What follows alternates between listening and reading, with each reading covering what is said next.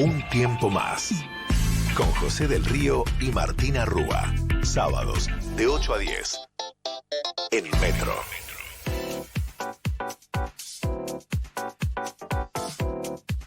Ocho y 35 de la mañana, y uno de los temas que venimos hablando mucho en un tiempo más desde distintas aristas tiene que ver con nuestro bienestar. ¿Cómo estamos? ¿Cómo estamos desde la salud mental? Un año y medio de pandemia está erosionando nuestro bienestar y hay nuevos estudios, José, que aseguran que 1 de cada 3 personas ha presentado problemas neurológicos o psiquiátricos en los 6 meses posteriores a tener COVID. Y de eso queremos hablar con Fernando Taragano. Él es médico neuropsiquiatra, investigador principal de salud mental, y vamos a preguntárselo. Fernando, muy buen día. José del Río y Martina Rúa te saludan. ¿Cómo estás? Muy bien, muchas gracias, Martín y José. Buenos días a todos. Estamos en una situación de difícil mantener el equilibrio. ¿Cómo hacemos? Bueno, sí, es difícil, y sobre todo es difícil porque la amenaza es real. Uno puede valorar distinto, cada uno de nosotros puede valorar un poco más, un poco menos, te defendés de una manera adecuada, un poco menos adecuada, pero la amenaza es real y es concreta. Y además el tratamiento que ha habido que utilizar para afrontar la amenaza viral también tiene un gusto muy difícil de tragar, ¿verdad? En medicina es muy común esto, que los tratamientos generen eventos adversos no deseados, por supuesto, nadie quiere que ocurran, pero muchas veces para afrontar enfermedades tan complicadas que afecta tanto, los tratamientos pueden ser efectivos, pero no son banales, no son gratis, y entonces las dos cosas está minando mucho nuestra intelectualidad y sobre todo nuestras conductas emocionales. Y eso es lo que tú acabas de decir, es muy difícil mantener un equilibrio y es muy difícil afrontar indemne toda esta situación. Fernando, no sé si viste este estudio sobre 1 de cada 3 personas con problemas neurológicos o psiquiátricos. ¿Qué consultas estás recibiendo y cómo estás viendo esto? ¿Y qué evidencia hay de que el COVID está generando esto? Sí, la evidencia es mucho, siempre me llama mucho la atención a mí. Recuerdo en abril del 2020 el primer reporte que se hizo, por ejemplo, en consideración a los pacientes con enfermedad de Alzheimer, era de que el virus no le traía mayormente consecuencias, ¿verdad? Ese fue el primer reporte, y tú fíjate, un año y poco más, 1 año y 2, 3 meses más tarde, cómo todos hemos aprendido diferente en nuestra sociedad, hemos generado los estudios también, y son coincidentes en todas partes del mundo. Aquellas primeras impresiones de que no había mayormente problema era, claro, en agudo, a los 15 días de iniciada la enfermedad. Hoy, y al menos en Argentina, 4 millones de contagiados más tarde, uno descubre la realidad del fenómeno, y la realidad del fenómeno es que como mínimo, 1/3 de las personas tienen manifestaciones neurológicas o psiquiátricas que son relevantes, que son importantes. Después hay que sumarle otro 1/3 de personas que también están padeciendo dificultades psicoemocionales, tal vez no de la intensidad y de la gravedad que se ve directamente en la clínica, en la institución, digamos, cuando el paciente ya sale de la internación, pero aproximadamente son 2 de cada 3 personas que tienen semiología. Bueno, podrá ser más temporario, podrá ser más leve, pero es semiología, son problemas que si no hubiese sido por el virus no estarían. Entonces la realidad es que 1 de cada 3 tiene síntomas importantes, que te exigen un tratamiento distinto, que si no fuese por el problema no hubieran aparecido, y otro 1/3 tenés que ocuparte del tema, bueno, con mejor pronóstico. Pero la realidad en todas partes del mundo, esto no es solamente en Argentina, en todas partes del mundo el virus ha demostrado que tiene una apetencia muy importante por el pulmón y por el cerebro, y especialmente por las arterias. Cuando uno ve tu currículum, investigador principal en salud mental, imagino que tenés datos de cómo afecta este momento, este contexto, también según las edades, según la franja etaria. Sí. ¿Nos podés contar un poco al respecto? Sí, te puedo contar, por supuesto, como investigador, y lamentablemente también te lo puedo contar como médico, como tantos médicos que atendemos en la disciplina. Yo estoy especializado en adultos mayores, entonces, claro, ¿viste?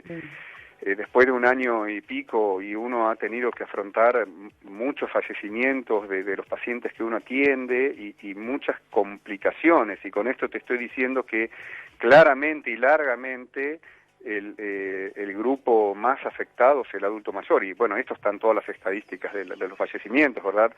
Las personas que más han tributado con su fallecimiento son las personas adultas mayores, y peor aún, fíjate que las personas que más han tributado con el fallecimiento son los adultos mayores que tenían enfermedades ya difíciles, como por ejemplo la enfermedad de Alzheimer, la enfermedad de Pick, el Parkinson, o sea, porque ya de por sí esas enfermedades te generan una gran vulnerabilidad cerebral, te generan una vulnerabilidad arterial y inmunológica, y encima vino esta enfermedad viral de contagio casi invisible, porque es por cuando hablamos, cuando cantamos, cuando nos acercamos, estamos cerca el uno del otro, y esto ha hecho que proporcionalmente los ciudadanos, las personas, los seres humanos que más han fallecido son los que ya estaban sufriendo y peleando con otras enfermedades.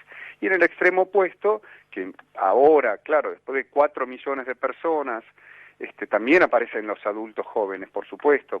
Viste, las enfermedades van derramando finalmente en todas las capas sociales, pero sin ningún lugar a dudas, con datos concretos y con la experiencia clínica, mucho más ha afectado al adulto mayor. Y por otro lado, hay otro aspecto que uno no lo tiene tan presente.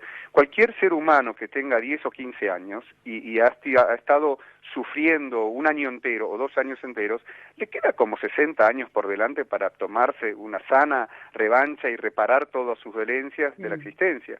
Tú ponete a pensar, una persona de 80 años que tiene una expectativa de vida, no sé, menor, obviamente, claramente menor, 2 años de toda esta pandemia y esta desestructuración de la vida, por ahí te lleva a la mitad de tu futuro. Entonces, no es solamente el daño biológico, sino que es el daño al futuro psíquico que a cada uno de nosotros nos ha generado. O sea que lamentablemente la respuesta es más daño a los adultos mayores. Estamos hablando con Fernando Taragano, él es médico neuropsiquiatra. Fernando, ¿cómo hacemos, si nos podés dar algunos tips, algunas ideas para cuidar nuestra salud mental en el medio de este contexto? ¿Cómo podemos hacer hoy, sábado? Decimos, bueno, me quiero cuidar más, ¿qué decisiones tengo que tomar? A ver si yo lo puedo decir fácil. Lo que quiero expresar es que nadie piensa que a uno no le afectó, porque es muy común esto en las situaciones mentales. Uno suele creer que a mí no me pasó nada, ¿verdad? No, el enfermo, esas personas a que se están refiriendo en la radio ahora, no soy yo. Es otro que tiene un daño neurológico.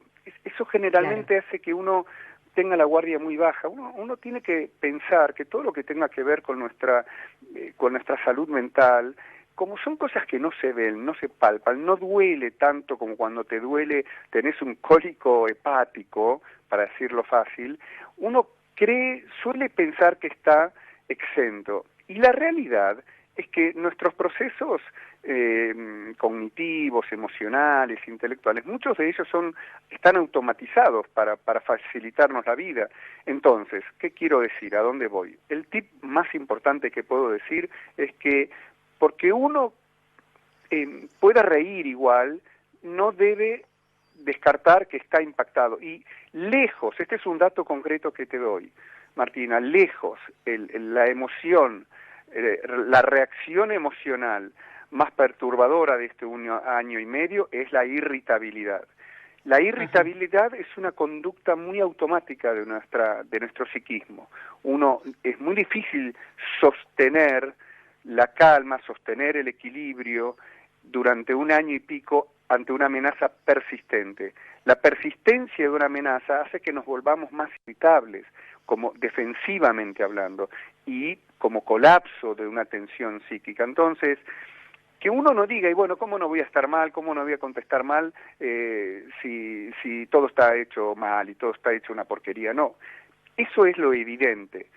pero al mismo tiempo uno tiene que asumir que probablemente sin darnos cuenta hemos entrado en una fase de irritabilidad que excede a la existencia común. De esa manera, uno, si asume que probablemente uno es una víctima tanto del virus directo como de los tratamientos que hemos tenido que realizar, y me refiero a los confinamientos, Sí. de esa manera uno se cuida, uno se cuida y empieza a poner en un peso relativo todo lo que hacemos, y sin darnos cuenta, cuando uno está irritable, cuando uno tiene aversión, que son sentimientos básicos con los cuales llegamos a la existencia, sin darnos cuenta entramos en un circuito negativo y nosotros sin darnos cuenta vamos colaborando con la negatividad reinante. Entonces, el tip más importante que yo quisiera transmitir es asumir que uno también está afectado, y si uno está afectado, bueno, y si lo asumimos, nos cuidamos y nos podemos reparar mejor.